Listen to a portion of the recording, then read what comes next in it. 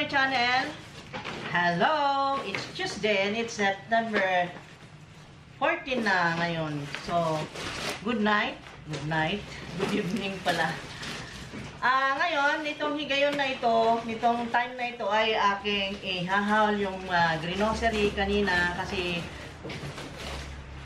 yung may mga request na gawin ito ay gusto kong tuparin. Kaya yan, para malaman daw nila yung budget ng kanyang pamilya dito sa Pilipinas, yung mga OFWs. Okay? This haul is dedicated to you guys. At tinutulungan ako nito. Hindi namin sinisira yung tali dahil magagamit pa. Alam nyo naman, dito sa groceries, meron naman silang cartons pagka wala kang dalang galagayan na yung mga yung eco bag. Ano yan? Okay guys. Medyo matagal. Yan. Okay. Malapit na naman tayong magpasko, kaya ngayon ay kailangan natin mag-ingat sa budget guys, lalo pat ang Pasko ay sumapit na, Berna, ay maraming pagkakagastusan, kailangan maingat tayo at wala namang gatherings, wala naman na siguro yung parties, pero mag-ingat pa rin tayo dahil sa kagawian nating mga Pinoy, hindi pwede na walang handa pag Christmas. Kaya ngayon ay matutunghayan nyo yung pricing ay kung gaano tumaas ang prices.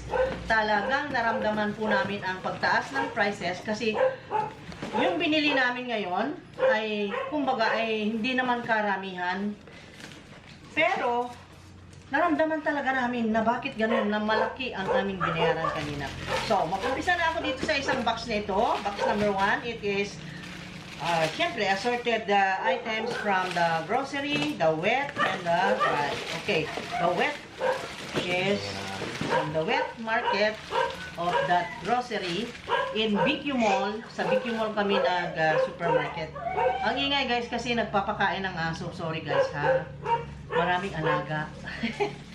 Nagpapakain yung anak ko. So, this one is, alam niyo yung yung isda na makintab. Ganito ilabas ko yung isa ha. Yung para siyang dragon. Kung tawagin ng asawa ko ay dragon fish. Ayan, tingnan mo ha. Pero sa palengke ito ang tawag nila espada. Yung makintab na parang ang sword. Ano siya, kumakagat pa nga. Kumakagat kahit na pero fresh naman. Tingnan mo naman kakintab-kintab niyan. Para siyang sword talaga. Swordfish. Ayan. Pero ang swordfish doon sa kilo niya? Ang price nga pala. Masala. Hindi ako makakonsentrate dahil maingay yung mga aso. Ito yung price niya guys, Ang price ng isdang ito at ang pangalan niya ay Dewit. Ayan, nakasulat. Dewit. Ang unit price is 255 ang kilo. At ito ay nagtitimbang ng 1.446 kilo. So, 368.73. Ito yung siya. Mga tatlong piraso. Ayan siya guys, Okay. So, nakita nyo, 255 ang isang kilo. Pahingin nga ng tray. And then, this one, kilala natin ito dahil favorite natin yung lahat ito, guys, yung danggit. Ito yung danggit ay 245 ang kilo. 245 pesos ang isang kilo. So, this one is 1.058 kilograms. At ito ay 259.21. At ang bacon, wala namang price, hindi ko mabasa. Bumili kami ng ganito, yung ganyan. Isang balot nito yung 400 grams. And then 400 grams. As usual ha, mamaya pagkatapos kong i-mention lahat itong mga items, ay i-slow mo ko yung pagkuha ng resibo para makita nyo guys ha. Okay? Disclaimer lang ha, para sa mga OFWs na nag-request ito dahil gusto nilang matansya kung magkanong budget ang pwede nila ikatulong doon sa mga kanya-kanyang pamilya. So, if this one is, ground beef is 380 pesos ang isang kilo. So, this one is 0.482, almost half kilo. So, 183.6 Ayan. That is the beef. And this one is the isdang saminan. Saminan yung, you know, the saminan. Saminan ang tawag nila dito sa, yung makintab na malapad na ganyan, na masarap sa bawan, or ay ipangat sa kamyas. Masarap ito eh. Ang kilo, ang presyo niya is 370 ang per kilo. Mas mahal, guys. 370. Magkano na ba yung danggit kanina? 245 ano? Ito ay 370. Bakit mas mahal ano? Pareha naman ng mga ano. Ang pangalan niya Saminan. Saminan. So this one is 335.96 itong lahat. 370 ang kilo eh. Ayan. And then this one is the pork cubes. So ang pork cubes nila 220 ang isang kilo. So this one is nagtitimbang siya ng 1.564, 344 pesos. Tingnan nyo na, ganyan na ang presyuhan ngayon guys. Hindi na katulad noon ha. Kaya mag-ingat tayo sa, kaya nga kami nagtitipid na rin. Minimize. Ang blessing lang ay nagda-diet naman. Tapos yung, ito naman ay pork bones. Ang tawag nila yung buntot. Gustong-gusto namin ito isigang. At ito ay, ang presyo niya, bakit na? Ang unit price is 110 pesos. 110 pesos ang isang kilo. At ito ay 124.96. At ito naman ay pork bones. Sigurado ko kasi nakita ko yung bilog-bilog na yun. Pork bones. Ang pork bones. Ay, ilagay mo na. Hinahinay mo na ilagay.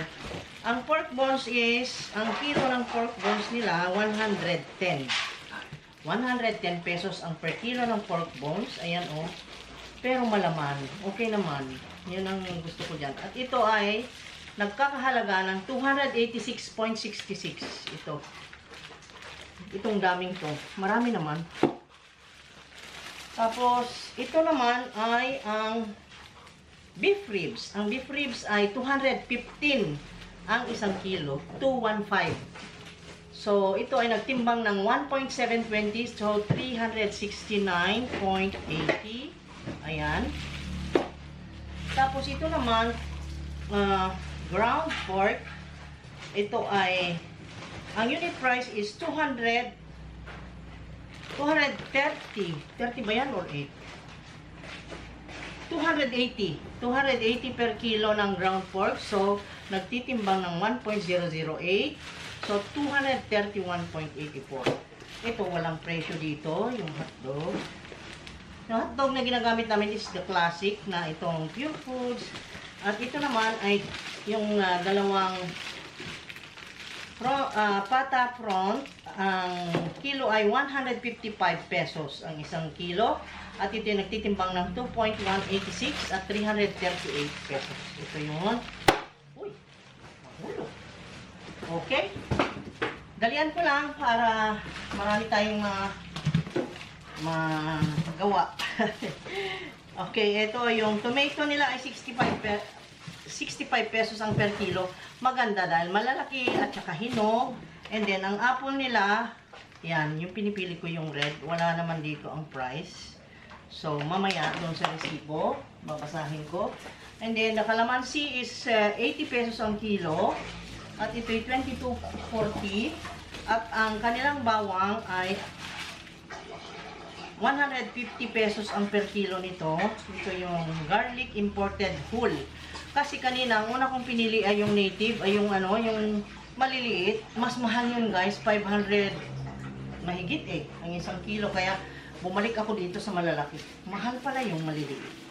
And then, this red onion nila ay 195 pesos ang per kilo. 109.98 ito. Ganitong karami. Okay? Tapos ito naman, yung sibuyas dahunan, ang kilo ay 95 pesos, 21.28. At ito naman, yung toge nila, ang isang kilo is 105. Ito ay almost half kilo, 48.51. And then, ito, hindi ko alam kung magkano. Tequila, ang kaligayahan na. Pagka nagsing ano. 50 yata. 1,050 daw ito.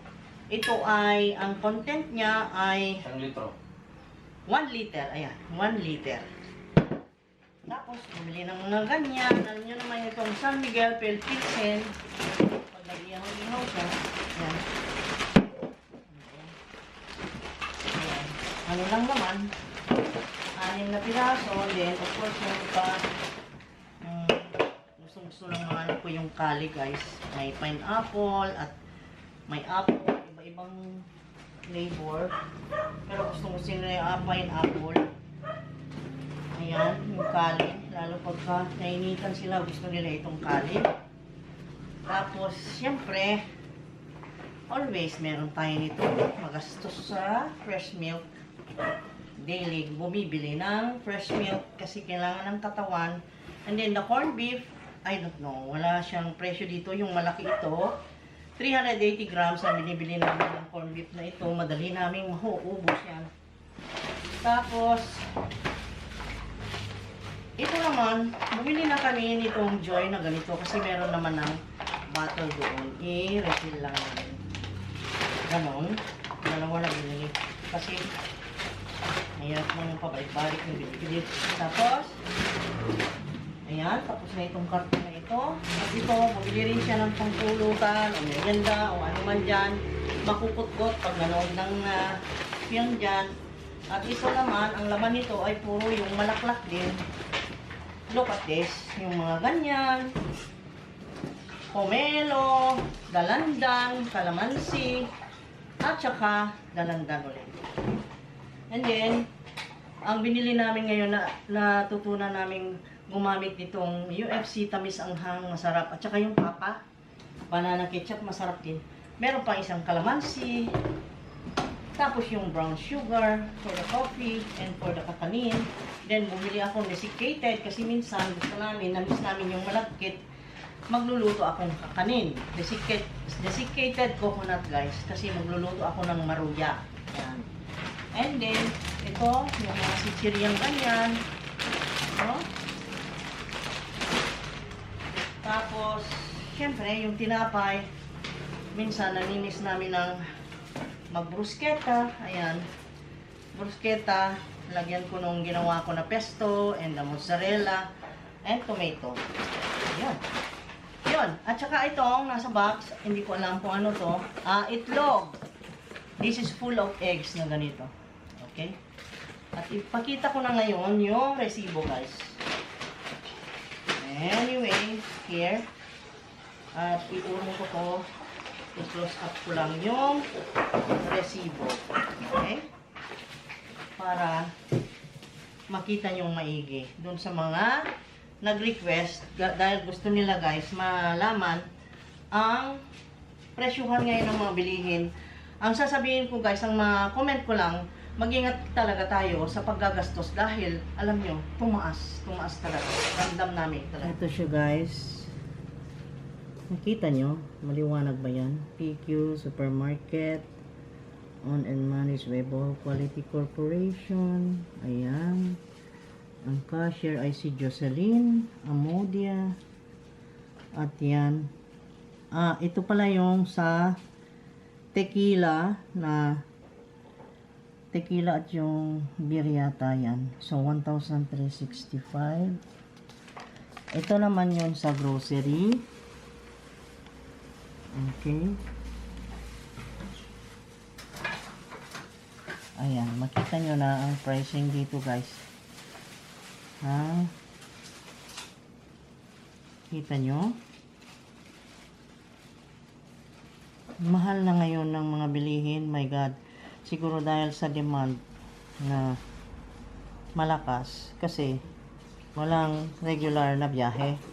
Yung mga imported goods galing sa ibang provinces ay hindi na katulad noon ng regular ang dating dito sa Bohol. Kaya ganyan ang nangyari. So, ito na yun, guys.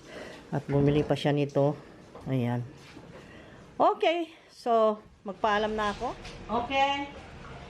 So, magpaalam na ako, guys. See you again next time, ha? Okay. Sana naman ay na-enjoy nyo naman yung mga ina-upload kong videos. Pero medyo these days, kasi yun nga, busy tayo, alam nyo, nagsusumikap din na mag-strive hard para mabuhay din. Diba? Pare-pareho lang tayo.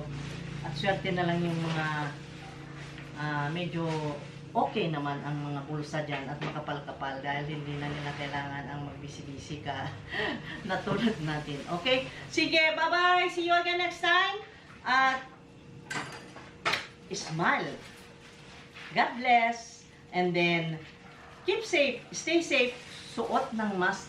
Lagi-lagi maghugas ng kamay at laging ganon mag-pray. Okay? Love you guys. See you again next time. Bye-bye ka naman. Tapos na. Tapos na daw. Okay, bye-bye. See you again next time. Love you guys.